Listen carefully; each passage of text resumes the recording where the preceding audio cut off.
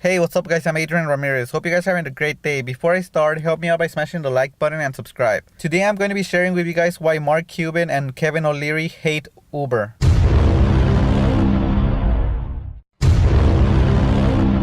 Alright, maybe not hate, but they definitely think investing in Uber is a bad idea. Before I really start though, I want to share with you guys what Barbara Cochran thinks about investing in Uber. I think you're doing the right thing, but I'm out.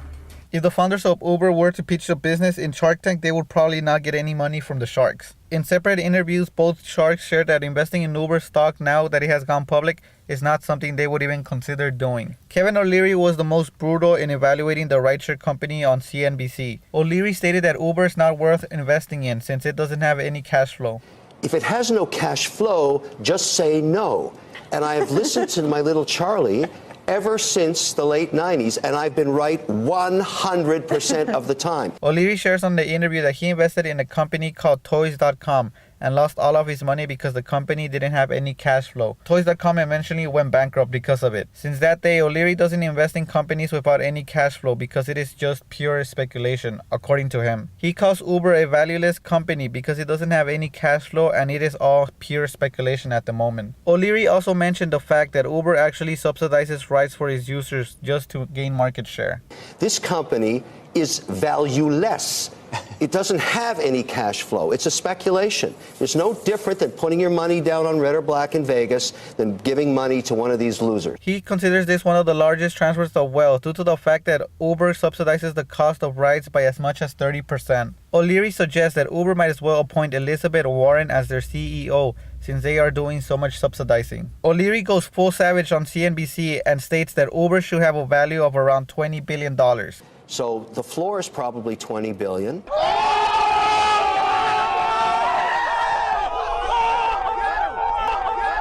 Uber has dropped so much that if you get yourself some Uber stock at the moment, you would get it at a cheaper valuation than SoftBank got it at. So you go back to your little Charlie Munger and you listen to what Charlie said. He would have never bought this thing, and he's right. Ever, until it has cash flow. Then you could put a multiple on it. When is that? Maybe never. Mark Cuban stated on CNBC that he wasn't surprised with how Uber traded on its IPO. Cuban declares that Uber is not a growth company anymore. He thinks Uber waited too long to go public and there isn't anything exciting about it anymore. Maybe they'll introduce something new. Maybe Uber Eats will explode and the numbers will show something incredible. But I don't think you could have expected anything different. The concern for Mark Cuban is that Uber is a 9-year-old company and they still have to buy their revenue. That's not a good sign at all. What are you doing, Mark? I'm out. Wow. Another concern for Cuban is that finding new drivers will be a challenge because unemployment rates are low, and being a Uber driver isn't a primary job for most people. It's a job of last resort for most people, according to Cuban. Cuban makes it clear that he isn't saying that they can't fix this problem right now, but that it is a challenge that Uber is facing. Interestingly, Cuban mentions that he was an early investor in Uber's rival, Lyft.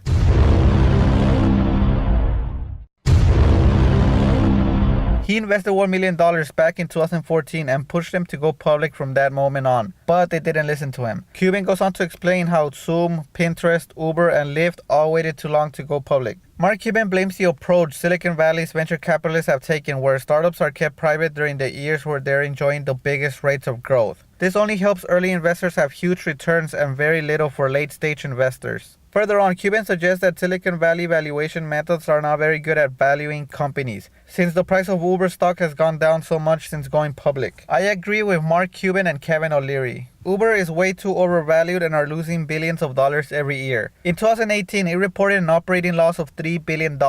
In 2017, it reported an operating loss of $4 billion. Uber and Lyft are just too risky to invest in. Uber does have Uber Eats, but they are competing with several other companies in that market, such as DoorDash, Postmates, Caviar, and Grubhub. Uber also has scooters and bicycles, but they are also competing with a lot of startups in that market, such as Bird, Lime, Spin, Scoot, Skip, Sun, and many more startups trying to grab any market share they possibly can. If you buy Uber stock, it's pretty much just a speculation that they will eventually become profitable after burning billions of dollars, and for them to finally reach the self-driving car stage of the business, where they will most likely compete aggressively with Google, Tesla, Apple, and possibly many other companies. It's funny that Uber was pitching itself to investors as the next Amazon to justify its massive losses. Uber is not the next Amazon. For one, Amazon had little competition in the e-commerce space when it IPO'd. It also had a valuation of $438 million compared to Uber's $75 billion. The IPO is just so early investors can finally cash out and pass on the huge risk to new investors. I think buying new offerings during hot periods in the market, I don't think it's anything the average person should think about at all. You have said that you've missed out on some of those, like you should have bought Amazon a long time ago, you should have bought Google/Alphabet a long time ago. Could this be one of those scenarios? Oh, it always can be. Yeah. I mean, there were a paradise at the Desert Inn one time, many years ago. That no, they had them in a little case. They came up 32 times in a row. Well, that's what, 1,000 times, a million times, a billion times. 4 billion to 1, a little over. So you can go around making dumb bets and win. It's not something you want to take as a lifetime policy, though. Anyways, that's the end of the video. Thanks for watching. Hit the like button and subscribe. Let me know what you think about Uber and Lyft in the comments. I want to disclose that I don't own any shares of Uber or Lyft. Also remember, this channel is for information and entertainment purposes only. I am not a financial advisor and all investments involve some degree of risk. Please invest responsibly and do your own due diligence. Thank you guys. Bye.